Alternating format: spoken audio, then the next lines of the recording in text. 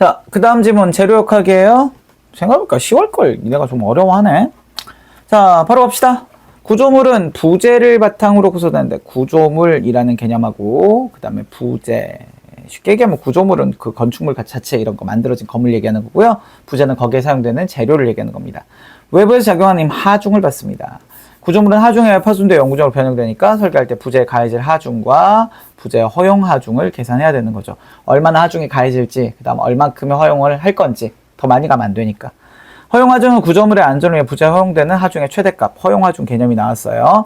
구조물의 안전을 위해서 부재에 가해질 하중보다 부재 허용 하중을 더 크게 설계한다. 너무 당연한 얘기야. 그러니까 구조물을 안전을 위해서 부재에 가해질 하중하고 부재 허용 하중 중에서 뭐가 더 커야 돼요? 허용 하중이 더 커야지. 당연한 거 아니야? 가해질 하중보다 더 큰 값을 버틸 수 있게 만들어줘야 될 거 아니야? 되게 당연한 얘기하고 있는 거예요. 그 다음 갑시다. 하중에는 부재 단면에 수직 방향으로 작용하는 수직 하중이 있습니다. 부재가 이렇게 있으면 부재 아래쪽으로 이렇게 작용하는 압력이 있다는 거지. 수직 하중은 부재를 수축시키는 방향으로 작용하는 힘과 부재를 늘리는 방향으로 작용하는 힘을 말하고요. 이를 압축 하중과 인장 하중이라고 합니다. 압축은 수직 방향, 이렇게 누르는 힘이고요. 인장은 이렇게 바깥쪽으로 이렇게 늘러지는 이런 힘이죠. 일반적으로 부재는 압축 하중보다 인장 하중에 더 취약한 경우가 많다. 이게 사실 쉽게 얘기하면 무슨 얘기냐면 이렇게 있으면 여기에 지탱되는 다리가 있다고 칩시다. 자, 여기에 힘이 주어집니다. 무게가 뭐 100kg이 주어지면 여기가 뭐 나무라고 합시다. 나무. 이 나무가 이렇게 판판하게 있으면 이 나무 가운데 한가운데 이게 들어있어요. 요게 이를테면 한 1m? 2m쯤이라고 할까요? 두께도 있을 거고요. 어쨌든 이런 게 다 계산된 재료입니다. 이 재료에 여기 이걸 올려놓으면 일단 밑으로 힘을 받겠죠. 힘을 받는데 밑으로 받는 힘을 받는데 이게 수직하중인데 근데 이게 수직하중만 받는 게 아니고 이렇게 받다 보면 어떻게 돼요? 여기가 이렇게 슬쩍 내려가면서 이렇게 늘어나겠죠. 그죠? 이러면 이제 인장하중이랑 압축하중을 다 받는 거예요. 근데 여기가 밑에 받쳐져 있으면 만약에 여기가 받쳐져 있으면 그러면 여기서 여기까지는 압축하중만 받겠죠. 인장하중은 안 받겠지. 여기다 놨을 때 인장하중을 받겠지. 그치? 다리는 근데 여기 밑에 다 채울 수가 없잖아. 다 채우면 압축하중만 계산하면 되거든. 그럼 되게 튼튼한 다리가 될 거야. 다 채울 수 없이 중간에 떠 있어야 되니까. 그러면 여기가 중간에 들어왔을 때 이렇게 휘어지는 인장하중 같은 게 있을 수 있다는 얘기지. 이해되시죠? 여기는 사실 근데 그런 거 필요한 게 아니에요. 계산만 하시면 돼요. 자, 그래서 따라서 구조물을 설계할 때 인장하중에 대한 허용하중은 중요한 요소로 다뤄준다는 거지. 인장하중에 대한 허용하중이야. 인장하중의 허용하중을 계산하기 위해서 부재 단면에 작용하는 허용 응력을 먼저 계산합니다. 자, 첫 번째, 자, 인장하중에 대한 허용하중 계산이야, 먼저. 자, 일단, 저거만 봐봐. 인장하중을 계산하기 위한 인장하중의 허용하중. 다 똑같은 얘기를 계속 하중하중 하고 있으니까 이상하잖아. 그러니까, 인장하중에 대한 허용하중이야. 허용하중 중에서, 허용하중이 인장하중도 있고 압축하중도 있을 거 아니야? 근데 압축하중은 별로 중요하지 않다고. 그러니까 인장하중 쪽을 계산하는데 이걸 계산하기 위해서 자, 뭘 먼저 필요로 하냐? 첫 번째, 부재의 단면에 작용하는 허용 응력을 먼저 구해야 된다는 거죠. 응력. 여기 그 다음에 응력 나오잖아. 자, 응력 나와요, 바로. 응력은 하중에 의해 부재의 단면에 나타나는 힘. 이게 응력의 개념이야. 하중의 단면을 면적으로 나누어 구한다라고 돼 있어. 하중을 단면의 면적으로 나누어 구한다. 응력이에요, 이게. 그냥 응력. 자, 응력은 응력 구하는 식. 하중의 단면을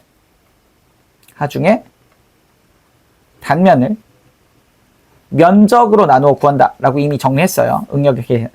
자, 허용 응력은 부재 안전을 부재에 허용되는 응력의 최대값. 인장하중에 대한 허용 응력을 구할 때는 부재를 구성하는 재료의 다양한 물리적 성질을 파악해서 구한답니다. 이후에 인장 시험을 해요. 인장 시험은 시편. 그 시편이면 이게 이제 시험 재료지. 시험 재료로 만든 거야. 역학 시험을 하기 위해서 만든 거야. 인장하중을 일정 크기만큼 점진적으로 늘리는 방식으로 진행되는데 인장하중의 변화에 따라 시편에 드러난 길이를 측정하는 것이 바로 뭐예요? 인장시험입니다. 인장시험의 개념이 나왔어요. 자, 그래서 인장시험에 따라서 이 허용 응력을 어떻게 맞추는지 보는 거예요. 구조물에 널리 사용되는 금속인 연강, 쇠예요. 대상으로 인장시험을 한다고 해보자. C편에 인장하중이 점진적으로 가해지면 이 인장하중은 보통 땡기는 걸로 합니다. 아까는 여기서는 제가 이렇게 여기 뭐 돼 있고 이렇게 실제로는 땡기는 힘을 이렇게 주기가 쉽지가 않잖아. 그래서 이게 단순하게 그냥 땡기기만 나오진 않거든. 복합적으로 나오는데 근데 이제 그 안에 복합이 되어 있으니까 그래서 압축 하중보다는 인장 하중이 훨씬 더 이 건물의 튼튼함에 훨씬 더 많은 영향을 미치기 때문에 인장 하중만 따로 계산하기 위해서는 양쪽에 잡아서 이렇게 늘려요. 조금씩 힘을 줘가면서 늘려요. 그러니까 어느 정도 힘에서 이게 끊어지느냐 변성되냐 이건 보는 거지. 자, 아무튼 그 시험을 합니다. 자, 그러면 C편의 단면에는 인장 하중에 의한 응력이 나타납니다. 응력이 아까 뭐라 그랬어요? 하중에 의해 부재의 단면에 나타님 하중을 단면의 면적으로 구한다 그랬지. 하중을 주고 나서 그 하중 때문에 하중이라고 하는 부재에 어떤 주어지는 힘이 하중인 거야. 여기 있잖아. 외부에 작용한 힘. 그러니까 얼마나 힘을 줬느냐를 단면적으로 나눠요. 그게 이제 하중인 거지. 자, 봅시다. C편의 최초 길이에 대해 늘어난 길이의 비율인 변형률을 구할 수 있죠. 자, 영광의 응력과 변형물의 관계에는 크게 탄성 구간, 소성 변형 구간, 변형 경화 구간, 네킹 구간이 나타나는 것이 일반적. 자, 이 네 개의 구간이 정리가 되어 있어요. 탄성 구간, 제목에 이미 다 있긴 한데, 소성 변형, 그 다음에 변형 경화, 마지막으로 네킹.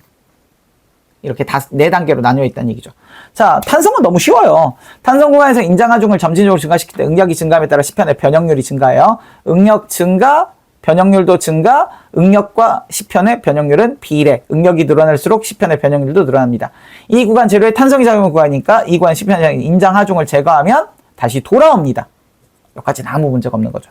탄성의 전동은 탄성 개수라는 상수로 나타날 거고요. 탄성 개수는 재료마다 다른 고유한 값. 탄성 개수가 작은 재료일수록 탄성이 크다. 요런 세부 정보들도 원래는 별로 중요한 게 아니지만, 네, 우리가 이 재료 역학을 하고 있다면 중요한 정보인가? 잘 모르겠다, 재료 역학 안에서. 근데 국어 지문에서는 사실 어디에서 문제가 튀어나올지 모르기 때문에 모든 지문에 있는 모든 구성이 다 중요한 정보예요. 이 탄성 구간을 넘어서면 이건 누구나 알고 있잖아. 탄성 구간. 고무줄 당겨도 마찬가지다. 고무줄을 당겼을 때 고무줄이 늘어났다가 줄어들어. 근데 어느 일정 기간 이상 늘어나 버리면 어떻게 돼요? 더 이상 줄어들지 않는 구간이 온다고. 그 구간이 바로 뭐가 되는 거예요? 자, 소성 변형 구간이 되는 겁니다. 소성 변형 구간이 시작된 지점에서 C편은 탄성을 잃어요. 소성 변형에서 탄성을 잃습니다. 변형이 됐다고. 이는 소성 변형 구간에서 C편의 결정 구조 및 원자의 결합 상태에 변형이 일어나 C편의 영구적 변형이 생겼어.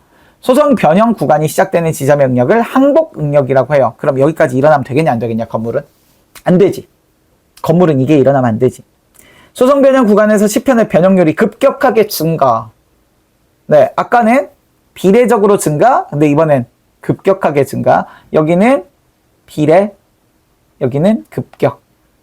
이런 식으로 변화 관계가 달라졌어요. 자, 소성 변형 구간이 끝나면 변형 경화 구간, 이 구간에서 응력이 증가함에 따라 C편의 변형률이 증가, 또 증가해. 응력이 계속 증가하여 극한 응력을 넣으면 네킹 구간. 자, 이번에 응력이 하나 더 나왔어. 이번엔 무슨 응력? 극한 응력. 자, 여기서 지금 변형이 생기는 구간, 그러니까 소성 변형 구간이 생기는 걸 항복 응력이라고 했고요. 소성 변형 지나서 변형 경화 지나서 극한 응력 들어가는 소성 변형 구간이 시작되는 걸 뭐래? 미안. 자, 네, 응력이 증가하여 극한 응력이 넘으면 네킹 구간 심. 그러니까 여기가 극한 응력이 되는 거지. 항복 응력 넘으면 소성 변형과 변형 경화가 시작되고요. 극한 응력 넘으면 네킹 구간이 시작돼서 어떻게 돼요? 파단. 끊어진다고. 이처럼 영광의 인장 실험에서 4개 구간과 항복 응력, 극한 응력이 뚜렷하게 드러나요. 이는 인장하중이 가해졌을 때 영광이 가늘고 길게 늘어나는 성질을 가진 재료인 연성 재료라서. 인장하중이 가해지면 늘어나니까. 반면에 취성 재료, 가늘고 길게 늘어나는 성질이 없어서 탄성 구간이 넘어서는 인장하중이 가해졌을 때 늘어나지 않고 끊어지는 재료. 탄성 구간이 넘어서면 끊어져 버린다고요. 자, 취성 재료는 항복 응력과 소성 변형 구간이 뚜렷하지 않고 대체로 극한 응력이 뚜렷합니다. 취성 재료는 항복 없어요. 항복 응력. 안 보여요. 소송 변형도 안 보여요. 예. 자, 얘도 다시 이걸 갖고 와 볼까요?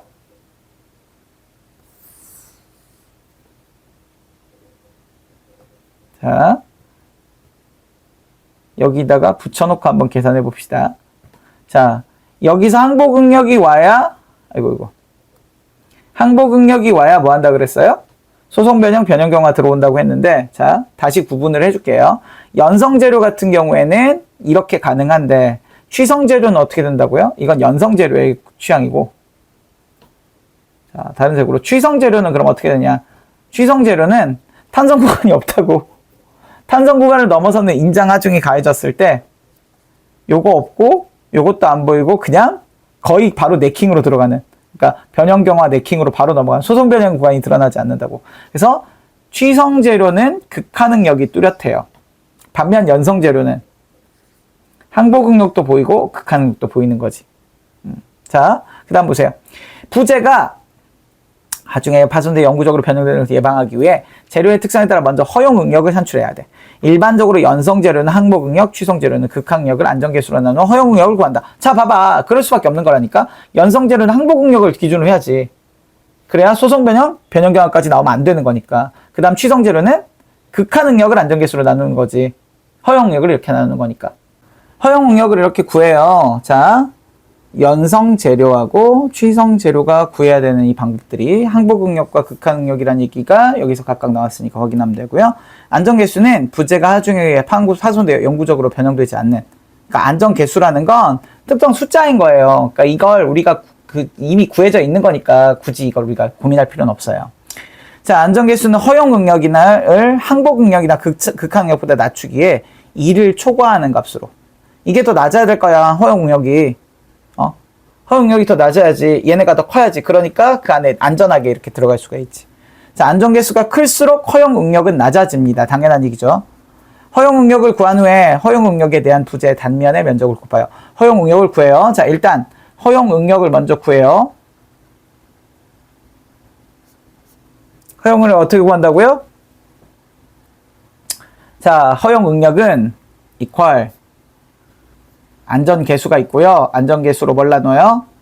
연성재료는 항복응력을, 취성재료는 극한응력을 나누어서 구합니다. 이게 허용응력이에요. 그 다음 이 허용응력을 구한 다음에 이 허용응력을 어떻게 해요?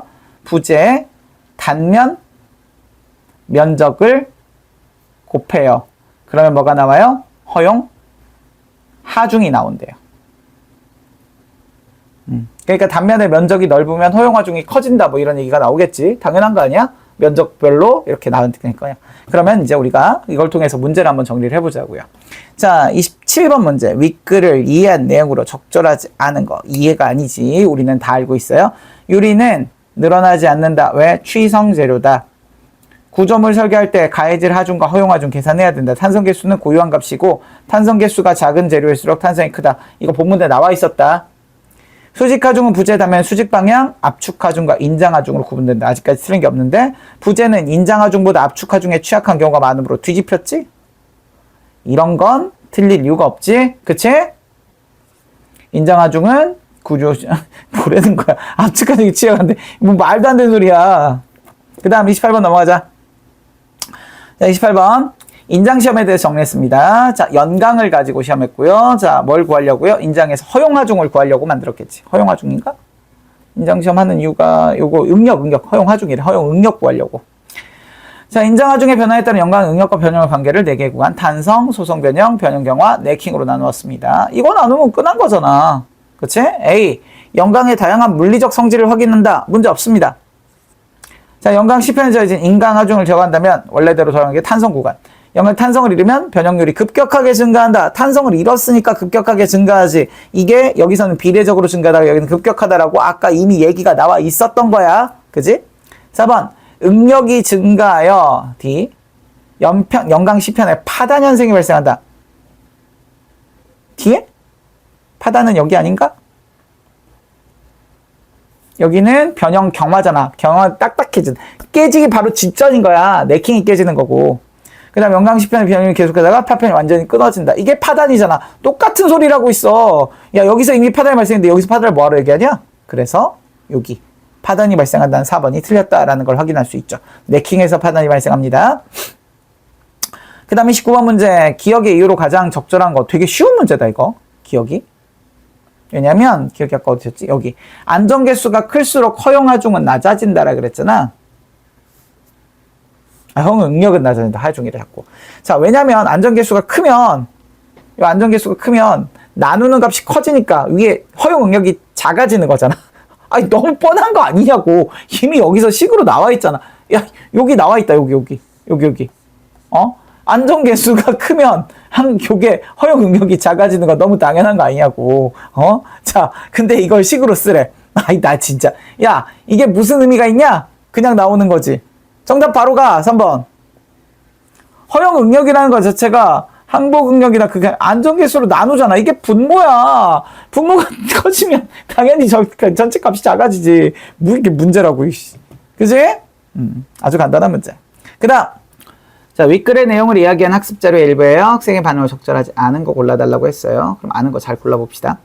항복응력이 140, 극한응력이 150인 연성재료 A, 항복이 뚜렷하지 않은 극한응력이 100인 취성재료 B라고 얘기했어요. 자, A는 연성재료고요. B는 취성재료예요. 그럼 연성재료는 사실 극한응력이 필요가 없어요. 항복응력 140 메가파스칼만 있으면 돼요. 요것만 있으면 되고요. 취성재료는 당연히 극한응력이 필요하겠죠. 항복응력 안 나오니까 100 메가파스칼 이렇게 나옵니다. 자, 이때 값은 부재 기억의 제작에 재료 A를 요걸로 뭘 만들어요? 부재 기억을 만들어요. 그럼 얘는 당연히 부재 니은을 만들겠지. 각각 기억과 니은을 만들어요. 설계 시간을 구성했고요. 가해질 것으로 예상되는 인장하중은 300N이고요. 300N의 인장하중이 구해질 겁니다. 그 다음 기억니은 허용응력은 안정계수가 2가 사용된대요.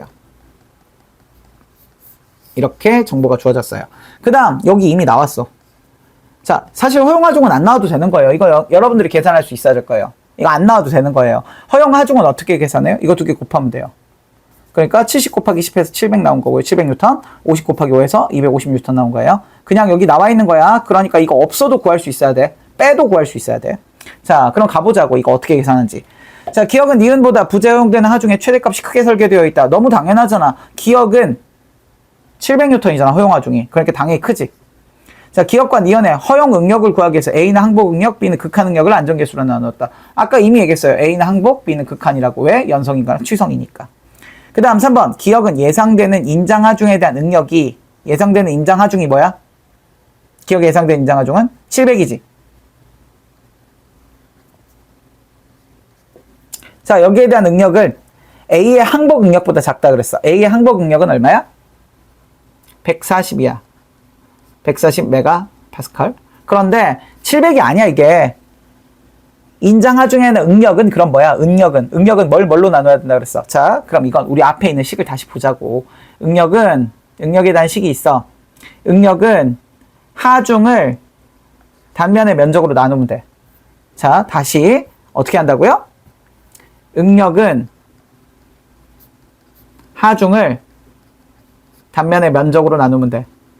이 하중이 얼마야? 700N이야. 단면의 면적이 얼마야? A잖아. 아니, 기억이잖아, 기억. 기억의 단면의 면적은 10이야. 그럼 이게 얼마야? 70이야, 70. 그러니까 얘가 응력이 70이야. 70 메가파스칼이라고 그냥 계산하면 돼. 여기 있는 식대로만 계산해. 자, 그러면 A의 항복 응력은 얼마야? 140이었지. 그럼 이게 당연히 작고, 그러면 변형이 생기지 않는 건 당연한 거지. 됐죠? 그 다음, 니은은 단면의 면적을 변경하지 않고 재료를 A로 교체했어. 니은의 단면의 면적을 교체하지 않았어. 니은의 단면의 면적은 그대로서 5mm야. 그런데 A로 교체했어. A가 이렇게 와. 이미 나와 있어. 계산할 필요도 없어. 허용응력 70이라고 이미 나와 있잖아. 그치? 그러면 이걸 가지고 이렇게 곱해주면 얼마가 나와? 얘는 350이 나와. 이렇게 곱해주면 350. 자, 허용하중이 인장하중보다 작아짐으로. 인장하중은 얼마야? 300N이야. 이건 안 되겠지. 이건 인장하중이 작으니까 못 쓰지. 그런데 허용하중이 인장하중보다 작아져? 허용하중이 얼만데? 350N인데 인장하중은 300N이지. 그럼 안전을 담보할 수 있지. 없는 거 아니야. 기억과 니은의 가해질 인장하중이 예상보다 2배로 켜줄 경우 어떻게 되는 거야? 600이 되는 거야. 600. 600이 되더라도 기억은 바뀌어 안 바뀌고 니은은 이미 깨졌지. 기억은 니은과 달리 단면의 면적을 늘리지 않더라도 영구적 변형이 일어나지 않겠군. 왜? 700N 안쪽에 있잖아. 됐어요? 밑에 있는 이거 이해 안 되면 밑에 있는 설명들 잘 보세요. 실제로 식 2개가 필요할 거예요. 요거 응력을 구하는 식 하나가 필요할 거고요. 응력만 있으면 되나? 응력만 있으면 되겠네. 다른 건 필요 없겠네. 계산 아주 간단하지. 그치? 이렇게 계산해 보시면 되고 여기까지.